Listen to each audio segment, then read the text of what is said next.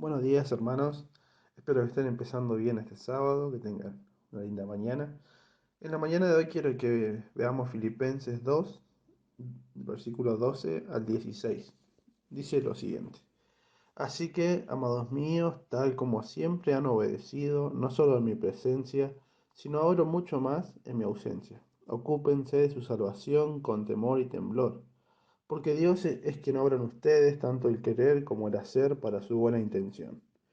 Hagan todas las cosas sin murmuraciones ni discusiones, para que sean irreprensibles y sencillos, hijos de Dios sin tacha en medio de una generación torcida y perversa, en medio de las cuales ustedes resplandecen como luminares en el mundo.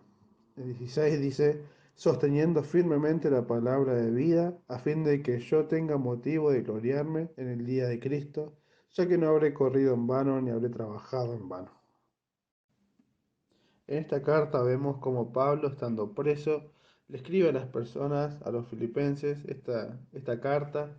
eh, los primeros capítulos, el 1 y la mitad del 2, hasta en este momento donde estamos, hablando acerca muestran el amor que tenía Pablo hacia las personas, hacia los filipenses, de cómo su ministerio estaba marcado por el sufrimiento, de la persecución que ellos seguían, que ellos tenían, y también la persecución que estaba teniendo Pablo en ese momento.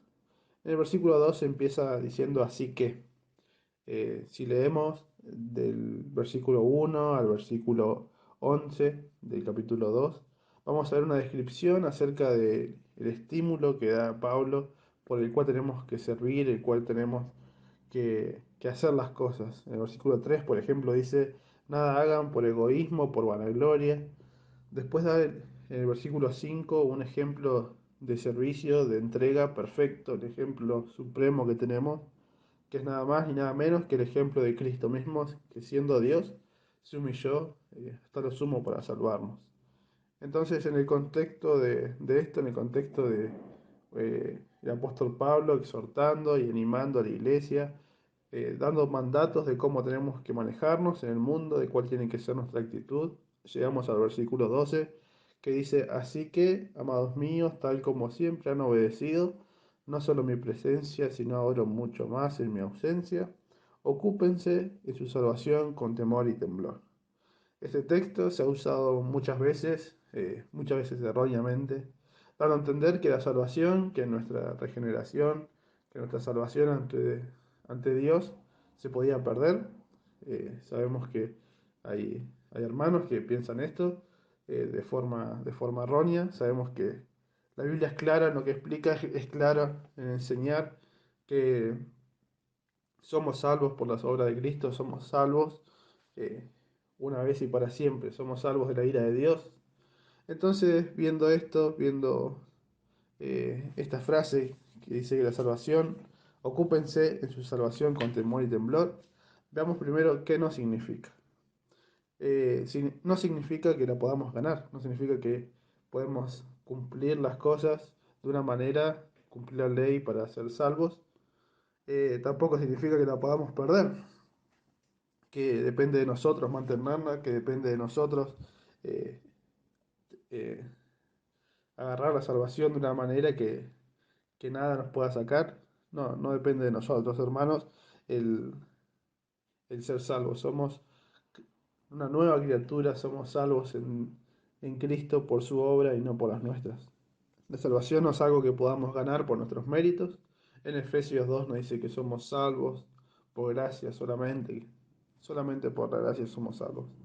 Tampoco la podemos, la podemos mantener por nuestros propios medios. En Filipenses 1:6, una hoja atrás, nos dice lo siguiente: estoy convencido precisamente de esto, que el que comenzó en ustedes la buena obra, la perfeccionará hasta el día de Cristo Jesús. El mantener la salvación, el cuidar la salvación, no es una obra nuestra. Sabemos, como dicen Romanos, que nada nos puede separar del amor de Dios. Esto, hermanos, entonces, ¿qué significa? Si significa que no la puedo ganar, que no la puedo perder, ¿qué significa esto de ocúpense en su salvación con temor y temblor?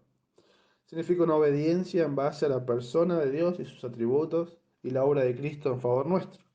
En el versículo 5 al 11 eh, podemos leer eso. Significa que tenemos un nuevo corazón, somos una nueva criatura. Como dice en 2 Corintios 5:17, somos una nueva criatura realmente. Somos comprados por sangre. En Primera de Pedro 1:18, un texto muy conocido, dice: ustedes saben que no fueron redimidos de su vana manera de vivir, heredada de sus padres con cosas perecederas como oro o plata, sino con sangre preciosa, como de un cordero, sin tacha y sin mancha, la sangre de Cristo. Entonces nosotros no podemos, hermanos, perder esta salvación, no podemos ganarla, sino que somos receptores de su gracia. ¿Y qué significa entonces? ¿Por qué si no se puede ganar ni perder? El apóstol manda a los filipenses y Dios también, a través de él, nos exhorta a ocuparnos en nuestra salvación. ¿Qué significa? Significa que tenemos que esforzarnos en ser santos, en santificarnos cada día más, no por nuestras propias fuerzas, sino en dependencia de Dios. Esto no es una contradicción, esto es lo que nos enseña la Biblia, que somos salvos por su gracia, somos salvos por su obra. También nos muestra que somos santos, Él nos santifica, Él es el que obra en nosotros para la santificación, pero nosotros tenemos que matar cada día el pecado que hay en nosotros, tenemos que esforzarnos en conocer la Biblia, en conocer a Dios, y cuanto más lo conozcamos, más vamos a alejarnos del pecado que hay en nosotros. Y esta introducción que hace, empezando con un así que, viene para marcar el tema central de este pasaje, de estos versículos que estamos considerando hoy, que recuerdo que es del 12, Filipenses 2, del 12 al 18, perdón. ¿Cuál es el tema central? ¿Cuál es lo que el apóstol Pablo quiere remarcar, lo que dice de una forma contundente? Dice que somos luz en el mundo. Nosotros tenemos que tener una perspectiva de la persona de Dios.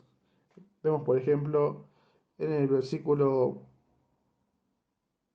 15, al final dice: resplandecen, o sea, lo cual ustedes resplandecen como luminares en el mundo. ¿Por qué empieza hablando acerca de ocuparnos en la salvación y termina hablando de la luz en el mundo?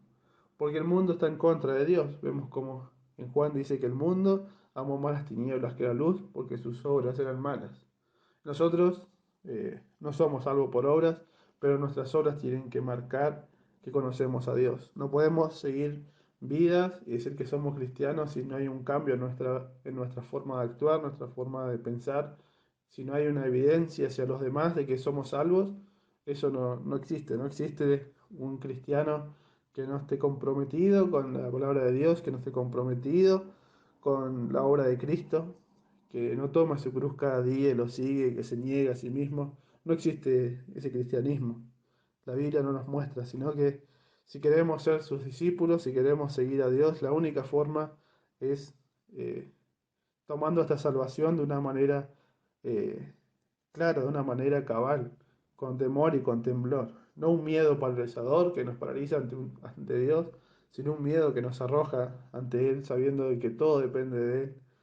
Por eso tomamos nuestra cruz, por eso matamos nuestros pecados, por eso nos entregamos a Él todos los días, porque somos de Él. Y este miedo, este temblor nos lleva a ser cada día más santo, a amarlo cada día más.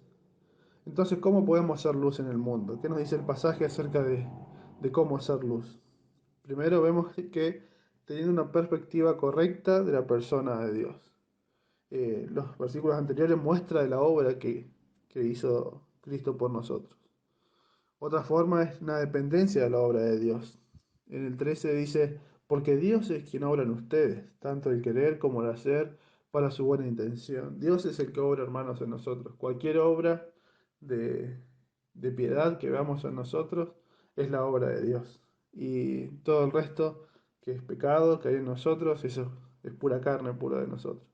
Entonces, Dios es el que obra para nosotros y para su gloria. Entonces, el tercer punto que quería marcar hoy es una perseverancia en la palabra de Dios. Vemos en el versículo 16 que dice: sosteniendo firmemente la palabra de Dios. Y antes de eso dice: en una generación torcida y perversa. Hermanos, en el mundo donde estamos viviendo está enfáticamente y directamente en contra de los mandatos y la persona de Dios. Nosotros como sus hijos tenemos que tomar esta salvación de esta forma que nos decía, con temor, con temblor, pero confiando en su obra, teniendo una perspectiva correcta de la persona de Dios, esforzándonos en estudiarlo, en conocerlo, una dependencia de la obra de Dios. Él es un Dios soberano que tiene el control de todo, y una perseverancia en la palabra de Dios para sostener firmemente la palabra de vida. Esta palabra, este mensaje de vida que salva a personas, como un día nos salvó a nosotros, estando muertos, nos dio vida.